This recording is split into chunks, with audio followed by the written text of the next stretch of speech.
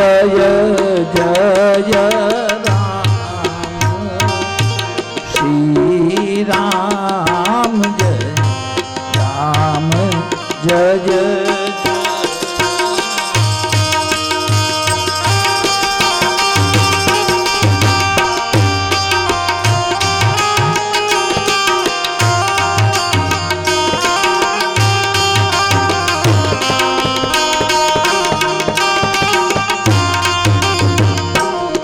श्री राम जय राम जय जय राम श्री राम जय राम जय जय राम श्री राम जय राम जय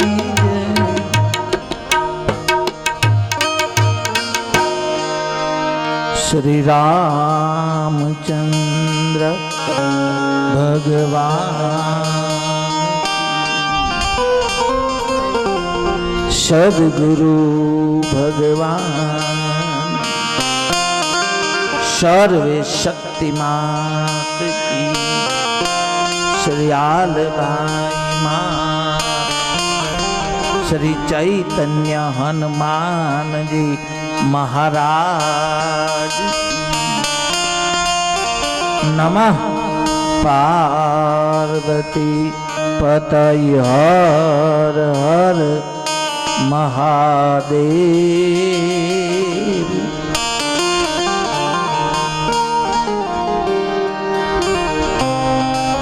हरिपરના આંગણે પરમાત્માની પરમ કૃપાથી ફરી વખત ચૈતન્ય હનુમાનજી મહારાજના સાનિધ્યમાં સમસ્ત ગ્રામજનો દ્વારા આવું મંગલકારી હનુમાનજીની કૃપાથી જે કાર્ય નો આજ આપણે પ્રારંભ કરીએ છીએ। પરમાત્માની કૃપા વગર કોઈ કાર્ય સંભવ નથી। જા પર કૃપા રામ की होई ता पर कृपा करे सब कोई। ઈશ્વરની કૃપા વગર ક્યારેય કોઈ કાર્ય થતું નથી। ગામના અહોભાગ્ય આવા શુદ્ધ વિચાર આવે અને આવા મંગલ કાર્યનો પ્રારંભ થાય છે।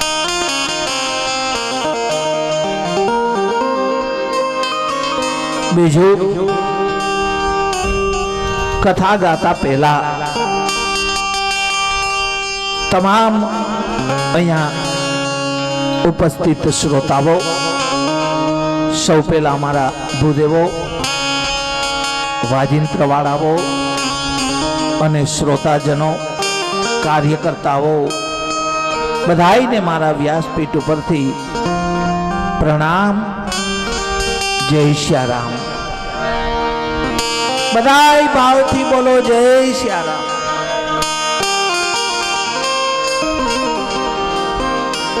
આપણે જે કથા ગાવા જાય છે એ કથાનું નામ રામ ચરિત્ર માનસ કથા છે। શિવજી મહારાજે પોતાના હૃદયમાં મનમાં ધારણ કરેલું યોગ્ય સમયે માં ભવાનીને સંભળાયું એટલે એનું નામ માનસ કથા પડ્યું છે। रची महेश निज मानस राखा पाय हो शिवासन सुषम उपासा ताते राम चरित्र मानस बरहु धरे हु नाम य हेरी हर्षि हर।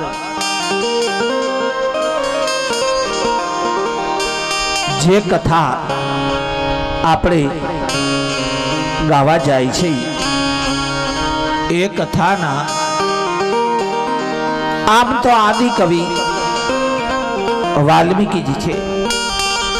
એનાથી આગળ વાત કરીએ તો શિવજીએ લખી, હનુમાનજીએ લખી, વાલ્મીકીજીએ લખી, અને વાલ્મીકી પછીનો કોઈ અવતાર હોય તો એ તુલસીદાસ ગોસ્વામી છે.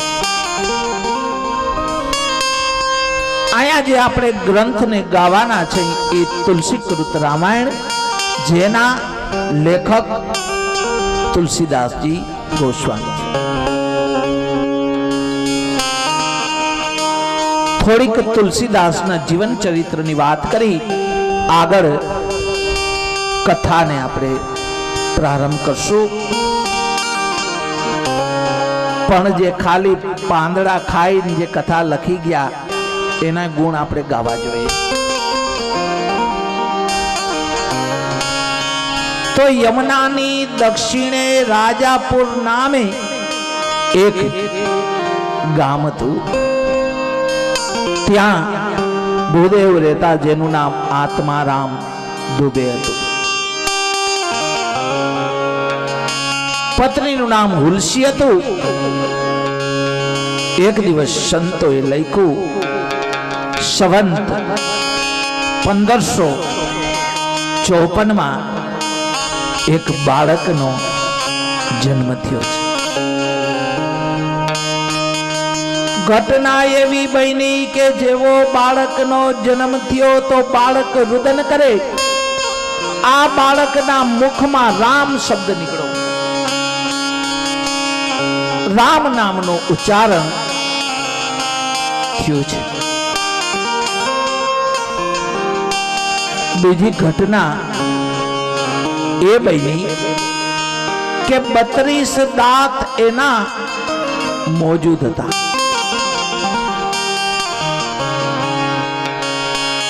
દાસી દોડતી દોડતી આત્મારામજી દુબે પાસે આવીને કીધું, મહારાજ ગજબની ઘટના થઈ.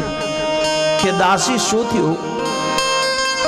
કે તમારે ત્યાં પુત્રની તો પ્રાપ્તિ થઈ, પણ બાળક બહુ વિચિત્ર છે.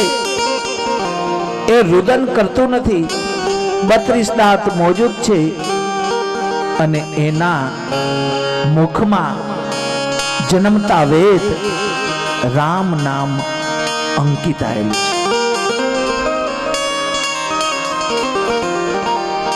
કોઈએ કીધું કે આ બાળક અપશુકન વાળું કહેવાય, જો રોય નહીં તો.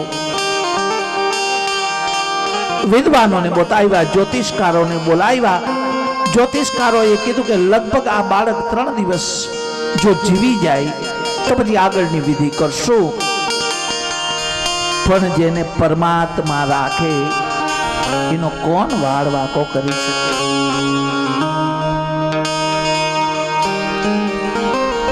શ્રાવણ સુદ સાતમ 1554 તુલસીદાસનો જન્મ થયો.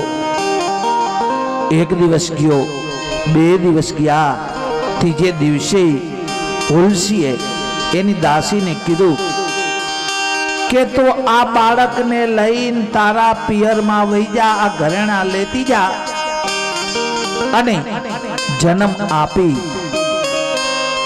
4 દિવસ પછી હુલસી પોતાના પ્રાણનો ત્યાગ કર્યો છે. દાસીનું નામ ચુનિયા હતું અને દાસીનું ગામ કયું હતું? તો સંતોએ લખ્યું કે દાસીનું ગામ હરિપર હતું. પોતાના પિયર વહી ગઈ દાસી. બાળકને લઈને ઉછેરીને મોટો કરે છે. સમય જાતા 5-7 વર્ષ પછી દાસીએ પ્રાણ છોડી દીધા. કોઈએ સમાચાર દેવડાવ્યા કે આ બાળકને તમે લઈ જાઓ રાજાપુર.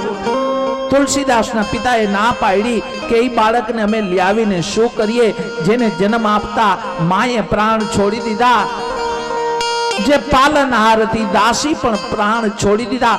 આ અપશુકન વાળું બાળક મારે જોતું નથી.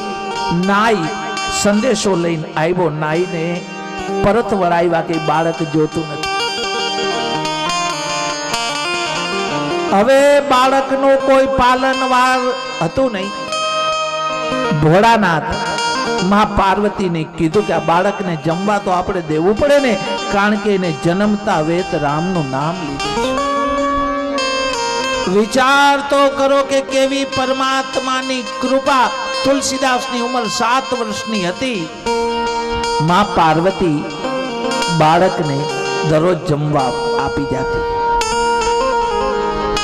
2 વર્ષે પાર્વતીજી થાય કે શંકર ભગવાને વિચાર કર્યો કે હવે આની ગોઠવણી કરવી પડે.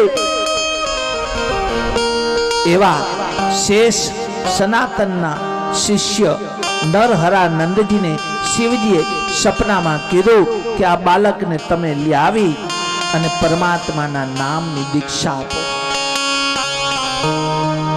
નરહરાનંદજી તુલસીદાસને ગોતી આવ્યા, પોતાના આશ્રમમાં લાવે છે અને યજ્ઞ પવિત્રી અપાવ્યા. ત્યારબાદ રામ નામની દીક્ષા આપી અને રામચરિત્ર માનસ સંભળાવા લાગ્યા. રામ કથાનો ઉચ્ચાર કરવા લાગ્યા અને એવામાં એને એમ થયું કે મારા ગામમાં જાઉં. ત્યાં ગયા. એનું ગોત્ર પારાશર હતું. પોતાના ગામમાં રાજાપુરમાં ગયા તો વડીલોએ કીધું કે તમારા પિતાજીએ પણ પ્રાણ છોડી દીધા, તમારા હવે કોઈ અહીંયા વારસદાર છે નહીં. વિધિ વિધાન એને પિતૃ કાર્ય કરાવ્યા. ત્યારબાદ એક ભરદ્વાજ ગોત્રના ત્યાં બ્રાહ્મણ આવે છે અને તુલસીદાસજીને પોતાની પુત્રી જેનું નામ રત્નાવલી હતું એના લગ્ન વિધિ વિધાન સાથે કરાવે. જેવા લગ્નથી જોડાઈ ગયા એવામાં રામ નામ ઘટ્યું. સ્ત્રી ઉપર પ્રેમ વધ્યો છે. રત્નાવલી કે મારે પિયર જવું તો જવા નથી. એક દિવસ રત્નાવલી કીધા વગરના વયા જાય છે. પાછળથી તુલસીદાસજી એને ઘરે મળવા ગયા સસરાને ત્યાં. શું કીધું રત્નાવલીએ કે મને પ્રેમ કરો જ ને, એના કરતા અડધો જો ઈશ્વરને કરો ને તો તમારો બેડો પાર થઈ જાય. ત્યાંથી તુલસીદાસને લાગી. ચાલી નીકળ્યા. પછી તો એના ભાઈ પત્નીના ગોતવા ગયા, શોધ કરી. તુલસીદાસજી મળ્યા નહીં અને ચિત્રકૂટમાં આવી પરમાત્માનું સ્મરણ કરે. દરરોજ શૌચ કરવા જાય, જલ વધે, એક પીપળાને અર્પણ કરે. પીપળામાંથી પ્રેત પ્રગટ થયું. તુલસીદાસને કીધું માગ. તુલસીદાસ કે રામના દર્શન કરાવો, કે ઈ મારું કામ ના દર્શન કરાવું. અને હનુમાનજી તમે જે કથા વાંચો છો ને તો કોઢિયાના સ્વરૂપમાં આવે. એની નિશાની એ છે કે પેલે આવે અને છેલ્લે જાય ને એનું નામ હનુમાનજી. પગ પકડી લ્યો. કથા વાંચતા વાંચતા ગોસ્વામીજીએ જોયું તો કોઢી સ્વરૂપમાં હનુમાનજી આવીને બેસી ગયા. કથા પૂરી થઈ, ભાગવા ગયા ત્યારે દોડી એના ચરણમાં દંડવત પ્રણામ તુલસીદાસે કર્યા. હનુમાનજી મૂળ સ્વરૂપમાં પ્રગટ થઈ ગયા. માગ માગ કે માગવાનું કહેતા હો તો ઈ માગું, મને રામના દર્શન કરાવો.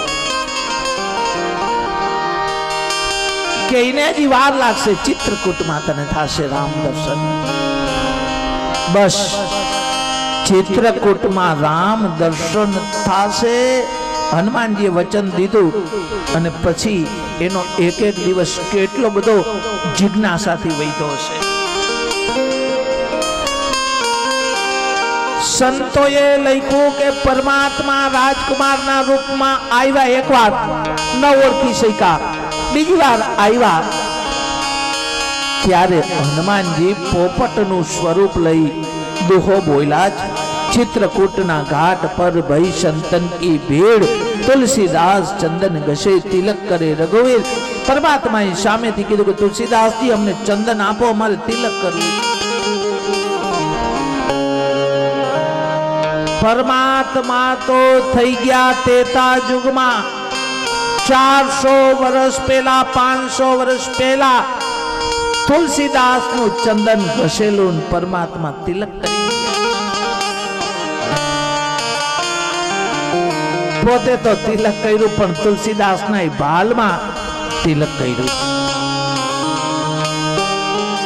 પછી તો તુલસી બાબાએ રામચરિત્ર માનસ લખ્યું છે. સંત સુરશ્યામજી મળ્યા એને સંવંત 1616 માં એને હરિકીર્તન ખૂબ કરાવ્યું છે સુરદાસે.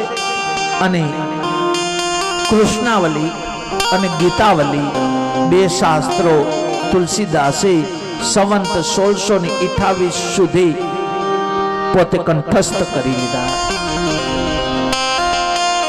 ત્યાર પછી સંતોએ લખ્યું કે સંવંત 1680 ની સાલમાં તુલસીદાસજીનો દેહ પડે છે અને પોતે મોક્ષ માર્ગે પ્રભુના ધામમાં ગયા છે. જગતને અદ્ભુત ગ્રંથ આપતા ગયા. કેવો ગ્રંથ છે? અયોધ્યાથી વચાતો વચાતો ચિત્રકૂટમાં આવ્યો, ચિત્રકૂટમાંથી ઉજ્જૈનમાં વચાણો, મોટા શહેરોમાં વચાતો વચાતો ગામડામાં આવી અને નીરવ રાત્રિએ જો કોઈ કથા વચાતી હોય તો એ રામ કથા. પરમાત્માની કૃપાથી આજ આપણે એ કથા અહીંયા ગાવાના છે. રામ કથામાં 7 સોપાન છે, 7 કાંડ છે. આમ તો કાંડ શબ્દ વાલ્મીકીજીનો છે, તુલસીદાસે તો સોપાન કીધું છે. પહેલું સોપાન બાલકાંડ. એમાં પ્રભુના જન્મની લગ્નની કથા છે. ત્યારબાદ અયોધ્યા કાંડ આવે, એમાં પ્રભુના વનવાસની કથા છે. અરણ્ય કાંડ આવે, એમાં પ્રભુની વનની લીલાની કથા છે. ત્યાર પછી કિષ્કિંધા કાંડ આવે, એમાં પ્રભુ સુગ્રીવારે મિત્રતા કરીને વાલીનો વધ કરે. સુંદર કાંડમાં હનુમાનજી સીતાજીની શોધ લેવા ગયા એ કથા. લંકા કાંડમાં સેતુબંધ કરી પ્રભુ રામ રાવણને નિર્વાણ ગતિ આપે એ કથા છે. ત્યારબાદ ઉત્તરકાંડમાં પ્રભુ અયોધ્યામાં આવી રામ રાજ્યનો પાયો સ્થાપે એ બધી કથા છે. તો 7 પગથિયાનો આ ગ્રંથ આપણા જીવનને ધન્ય બનાવી દે છે.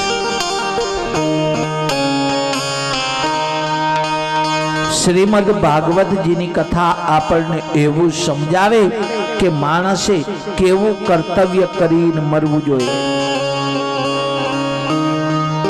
ભાગવતની કથા આપણને એ જ સમજાવે માણસે કેવું કર્તવ્ય કરવું જોઈએ. મૃત્યુ સફળ થઈ જાય. પરીક્ષિત રાજાને 7 દિવસમાં ઓધાર થયો. રામ કથા ઈ સમજાવે કે માણસે જિંદગી કેમ જીવવી જોઈએ. મા દીકરાનો કેવો પ્રેમ હોય, ભાઈ ભાઈના કેવા પ્રેમ હોય, બાપ દીકરાનો કેવો પ્રેમ હોય. રામાયણ એ આપણા ઘરની કથા છે. આમ તો સંતોએ રામાયણને આરીશો કીધો કે ક્યાંક એમાં આપણે દેખાશું. આપણે કબૂલ ન કરીએ તો વાત જુદી છે, પણ ક્યાંક આપણે પકડાઈ જાય છે. રામકથામાં આપણો ચહેરો સામે દેખાશે. તો રામકથા કેવી રીતે જીવન જીવવું એ બધી કથા આપણને સમજાવે. મહાભારતની કથા એમ કહેવા માંગે કે અમે કર્યું ને એવું તમે કરજો માં. એ જ મહાભારત. એ ભાઈ અમે જેવું ભાઈઓ ભાઈઓ લડ્યા સંપત્તિ માટે એવું તમે કરતા નહીં. એ મહાભારતની કથા છે. તો 7 પગથિયાનો આ ગ્રંથ પહેલેથી કથાનું સંતો માતમ ગાતા હોય કે કથા સાંભળવાથી શું ફાયદા થાય. તો રામ કથા એવી વસ્તુ છે, ગમે એટલા આપણા કોટી જન્મના પાપ હોય ને તો રામ કથા સાંભળવાથી છૂટી જવાય છે. રામ કથાના માતમમાં લખાણો છે, એક શરાબી માણસ રામ કથા સાંભળવા ગયો, ખૂબ દારૂ પી ગયો, કથા સાંભળીને ચાલ્યો, વચ્ચે કોઈ કારણોસર પ્રાણ છૂટી ગયા. યમદૂત લેવા આવ્યા. યમદૂત એને લેવા આવ્યા ત્યાં તો ભગવાનના પાર્ષદો આવી ગયા. દેવદૂત યમદૂતને કીધું કે આ જીવ ઉપર અમારો અધિકાર છે, કે પણ આ તો પાપી હતો, શરાબી હતો, દારૂડિયો છે. ભગવાનના દૂત બોલ્યા કે બધી વાત સાચી, પણ છેલ્લે રામ કથા સાંભળી ગયો. બધા ગુના એના માપ છે અને એને અમે વૈકુંઠમાં લઈ જાય છે. દેવદૂતો એ જીવને તો લઈ ગયા, પણ યમના દૂતોને માર બહુ આપ્યો દેવદૂતોએ. એટલે યમદૂતો યમરાજ આગળ જઈને કીધું કે અમારે હવે નોકરી નથી કરવી. કે કેમ? કે અત્યાર સુધી તો અમે તમારા જીવને લેવા જતા તો બે નથી, કાં ગંગા તારી દેતી કાં યમુના તારી દેતી. હવે ત્રીજી બેન આવી કે કોણ? કે રામ કથા. ઈજી સાંભળી જાય યમરાજા, એને આપણે યમપુરીમાં જીવને લઈ આવી નથી શકતા. તમારું શાસન હવે બહુ ચાલશે નહીં યમરાજા. ભગવાન